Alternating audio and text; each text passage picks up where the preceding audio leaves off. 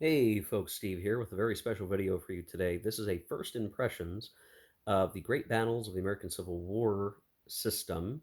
However, I'm not talking about the modern GBACW series. I'm talking about version 1 from the 80s. Now you might ask, Steve, why are you talking about that?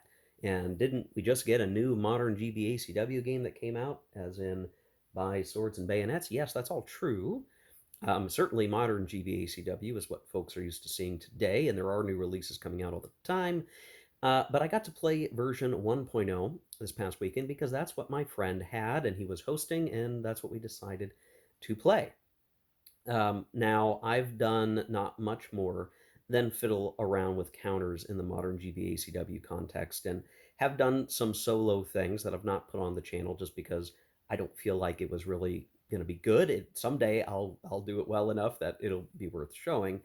Um, but the early version, the non-modern or legacy GBACW system, is similar and different. And ultimately, if you were to compare the two data, not the data, the rule sets between these two, you're going to see that the original version 1 is not as complex or complicated, perhaps, than the modern version. The modern version has a much more robust rulebook.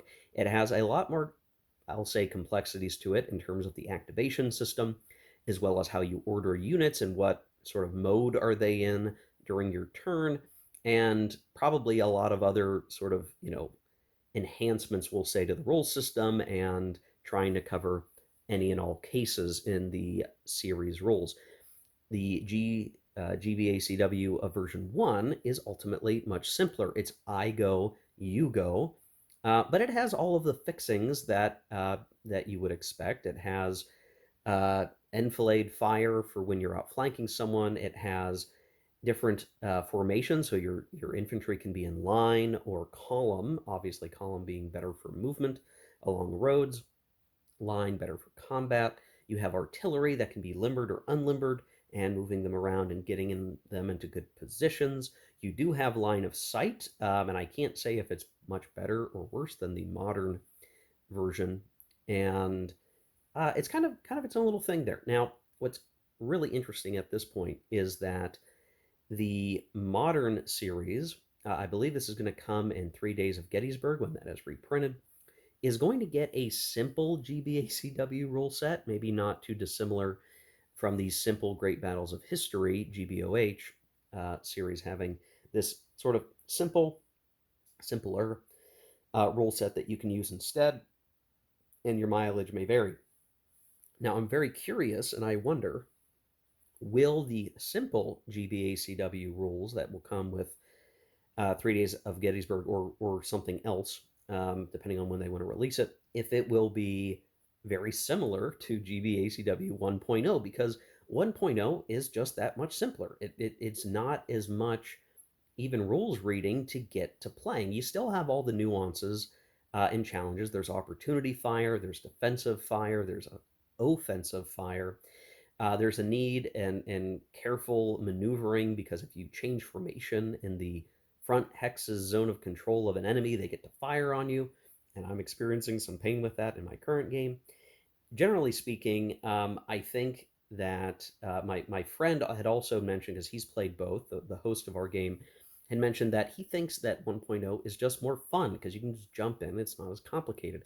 And as a first impression, I would kind of agree with that. Now, that's not to say that 1.0 is just absolutely better than modern GBACW, but it was true that with some reading of the rules, we were able to jump right in to the game that we were playing, which was Cedar Mountain, not the Twin Peaks modern version of that battle, but the original from the 80s Cedar Mountain. And we've had a good time. Now we're only halfway through the battle. We're going to pick up the battle again in a couple of weeks and hopefully finish. I am playing the United States Army, and my opponent is playing the Rebels. And the host, the person who's most familiar with the systems overall, he's sort of GMing the game. He's kind of running, making sure rules double check, advising both of us as we play the game and learn it. And that's going pretty well. Now, I don't have a lot of footage of any of this. When I'm with my buddies in person gaming, I'm not interrupting our fun social time and togetherness by recording with a camera. That's just weird to do with my buddies. I don't want to do that. So I took a couple of pictures, and I've also taken the picture of the map from Board Game Geek, and I've done some uh, markup of it to kind of describe where that battle's going. But as a system itself, it is, I think, a rock solid system. It's very fun to play. You're moving, you're getting into it. The rules there are some complexities to the rules, but again, it was a much smaller hill to climb to get to playing 1.0 the versus the modern version. I'll just say that. And I think it does make me want to play the modern GBACW series some more, because I definitely want to like do a more direct comparison ultimately. But I did find again 1.0 was just easier to play. Now in Cedar Mountain, I'm playing, the United States, the Union, and obviously I have some challenges there. I have more rifles than my Rebel opponent, and my leaders are okay. My morale in some cases is really good, in some cases maybe not as much. But I'm outnumbered, and on the tactical situation, I have a tough situation to deal with. But even so, we were able to get to playing, and I was able to think about some strategies and try to implement them. And I felt pretty well capable of doing that. And the rules were straightforward enough that we were able to get to playing again reasonably quickly. Now, the I go, you go does mean that everything is a lot more deliberate. Like, okay, here's my thing, I'm going to do my thing. And now you get to move all your guys. By comparison, I think in modern GBACW, there's a little bit more involved with the activation system. And that might provide more fidelity, but again, that adds a lot more rules. We're not worried about advancing mode or attack mode. It's just you've got your guys, they're either in line and column. For cavalry, they're mounted or dismounted. And for artillery, they're limbered or unlimbered. And you still have the need for leaders to manage the battlefield. So you have your divisional leaders that are going to trace out in their radius to the brigade leaders who are going to trace out to the units, and you can detach them, and you can do a variety of little things there with the command system, but it is generally straightforward. And really, we just got to have some fun, with the battles themselves. The intermixing of units' morale, so units still have morale in the old system, and their weaponry does mean that each unit and their strength number, so how many strength points do they have, all come in together to create that interesting assignment of units, like who's the right unit for this job. I'm going to send them up to do the thing. It worked really reasonably well, and I'm pretty happy with that overall. The system, I think, in terms of the pages of rules, it's in a 3-column format in the old version of these rules. But I think it's only maybe like 20 some pages, and they're a pretty easy read.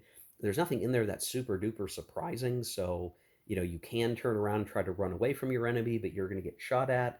If you retreat in your enemy's zone of control front hexes, that retreating force is going to get shot at. There are some tricky bits, again, where artillery, if you change them from limbered to unlimbered in front of the enemy, is going to draw fire, and they could get pinned and not actually change out of a limbered state, which is really tough to deal with. I actually had to deal with that myself. But you can find those opportunities, like finding a unit with a really high morale, sticking them with a leader, and sticking them in, say, a woods terrain hex. And boy, that unit's going to hold out a long time to a lot of fire and a lot of focused effort. And I was able to use that to my advantage. So there's a lot of different elements there. Pinning can suck. Being routed really sucks. And even when it's very, I'll say it's attacker.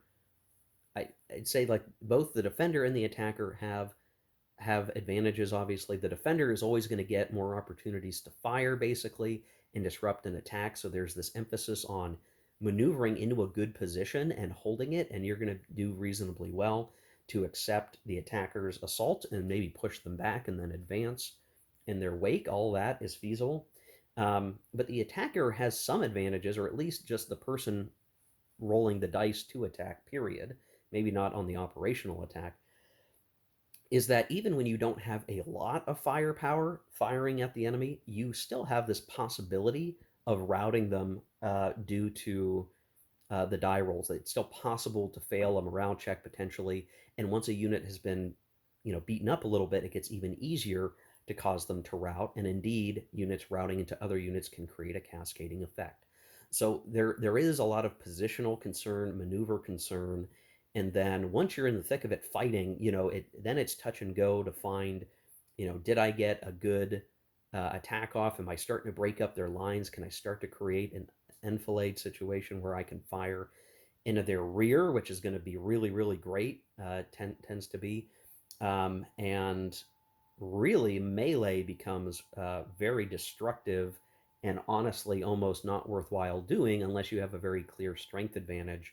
So we meleeed a lot less than I thought we would, just because um, you want to have a very distinct advantage. And at a couple of points, my rebel opponent did have greater strength. I lost some guys to capture, but we're only halfway through the scenario. We played through turn 5, and we've still got many turns to go. I'm outnumbered generally, but the rebels are also going to continue to get more reinforcements, and I'm basically fighting to get what victory points I can get and hold out and do a lot of damage. Before talking too much more about the battle itself, I just want to wrap up the system by saying, if the simple Great Battles of the American Civil War rules that will eventually come out are anything like 1.0, I'll be pretty pleased with that, because I do find it was really easy to just get some counters on the map and get to playing. Um, if they're not, that might still be okay. I think it's going to be really worthwhile to try to experience more modern GBACW and get a better feel for it. But really, I mean, if you find an opportunity to pick up some of the older GBACW games with the version 1.0 rules, or the 80s versions, they're fine games, at least so far. I mean, we're going to play more. My friend has P Ridge, and I think a couple other games from either the magazines or other older releases, and we're gonna play through that. This is a part of my break from World and Flames, so the same guys I play World and Flames with, we're playing GBACW, and so far it's been a good time. So I think we're certainly going to play more of it, and I would say if you find yourself able to pick up a copy, secondhand or whatever, and it's just sort of there and the price is right, certainly worth a look. I mean, we're obviously swimming in a lot of great modern GBACW games, and there's more to come, but I'm pretty pleased with the old system. So it's going to be like, I might be grumbling as I try to play more modern versions of GBACW because there's so much more stuff to worry about. But generally, my first impressions of the system are very, very positive. Even this older version, it plays very reasonably well. I don't know where maybe there are some big gaps in the system that we would run across that are exploitable or an issue, but just the game as we're playing it, was it has so far been very enjoyable. I've got the odds stacked against me as the United States Army, but um, I'm putting up a good fight, and I think it's going to be a tight game by the time we get all the way to the end, or we reach some point at the later part of the game where we just say, okay, we're going to call it because the game's at a conclusion that makes a lot of sense. To touch upon Cedar Mountain and how far we've progressed so far, I've got a marked up picture of the map here, and uh, I can't say I'm going to be the master of strategy here. This was the learning game effectively, and we're not done with it, so I'm not going to reveal too much of my grand plan, but a lot of it's going to come down to a victory point comparison, and that's going to come from a couple of things. One, just losses. So you want to kill enemy troops. You also want to capture them. Capturing them is actually worth more victory points. And the rebels did actually capture some of my troops, which was a bummer, but not a lot. I think it was like a strength point maybe was captured, maybe two. And the other way you can get victory points is if you take a particular formation of the enemy and bring them to a degraded state, which is, I think, once you've eliminated maybe half of their total strength points or something along those lines, they become degraded. And then, in addition to that, there's also, you can maybe eliminate leaders. That's a factor. But there's also victory point hexes on the map that are worth 2 victory points for each one that you hold each turn. So there is a time component basis to Cedar Mountain. One of the other things that makes this battle a particularly good one to try out in the old rules is that we don't need to track ammunition, or like ammunition's not a concern the same way it is another battle. So we could completely ignore that mechanic for the most part in this battle, where, I guess even in other version 1 80s GBACW games, we're going to have to worry about ammunition or running out of ammunition or that sort of thing. So, with that in mind, it was more straightforward. We could focus on just the maneuver and combat. And I basically took a detachment from one of my divisions and sent them off to the south part of the map, just near Cedar Mountain itself, to try to hold a victory uh, hex location. So on your view of this map, the farthest to the right, my left, the way I was facing the table, to hold that for as long as I could and use the mountain as just to do what I can to hold it. Ultimately, my opponent has sent a huge number of forces down that way to attack there, and it could be I get overrun. But if that's the case, I'll try to do a fighting retreat as a holding action, but aim to hold that victory hex as long as I could. I was able to send that detachment pretty quickly along the roads to take it and try to get into a position. He has again a huge number of units that are coming. Now a lot of them are using smoothbore muskets. I have rifles, I have some artillery, but it's really not much in the way of a defense, really. So I don't expect to hold it forever. Point is to hold it for a little while, and if I have to, kind of drift backward and make progress there. Um, if it comes to that. Now I've also sent a part of my main body, just a small one, off to this sort of isolated hill that has woods on it and is also a victory point location. I use the terrain. This is going from right to left on your view of the map to try to get some units in there just to grab the victory point hex, which I did, and get some artillery up there so I can do some counter battery fire and just kind of do some battleground control and try to use the terrain to avoid most of my units being hurt while they hold it. And if I need to, I'll move those units, out into the open or move somewhere else to try to act. But my opponent has a lot of artillery up on the hillside, which is more in the center of the map, and has been peppering that hill with artillery and is kind of threatening it with more rebel troops that are coming up through that open terrain, and I haven't quite been able to knock them down quite yet. Um, so that's something I'm trying to manage. Now, for my main body, I have been very careful to approach because functionally, in terms of the movement and how I was moving, maybe not optimally, the rebels definitely got on that main center hill there and were able to grab that victory point hex that is off the main road, and we're getting into really good defensive positions. What I tried to do, and what I've tried to do so far, is move a really good high morale unit with my division leader, rightly or wrongly, to occupy a very particular hex at the end of that one arrow there along the road that is wooded. And so, with a really high morale and a leader, it is really hard to route or even be pinned a lot of the time in that hex. And so far, that brigade or that unit has been able to hold up to a lot of artillery firing, a lot of concentrated rebel fire, and is just holding the hex and kind of being a focal point, my anvil, as I've tried to move the rest of my main body up the hill through the woods to get into a flank position. And that was helped by my cavalry that started way off to your left on the screen, my right.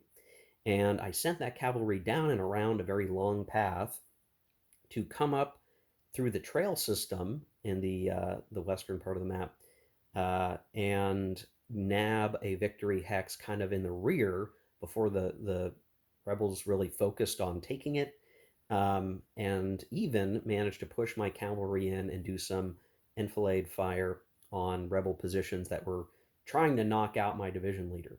So they had sort of advanced, they were coming up, they were going to push me down the hill.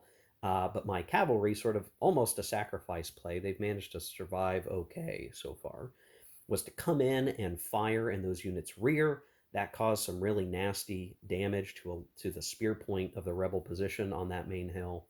And by the time those cavalry were kind of chased out of there, the main body of my troops were coming up onto the crest top part of the hill, and I am positioning them at just the edge of the woods so that they have cover and I can basically do some concentrated firing operations at the top of the hill. My hope is to win the day on that main hill.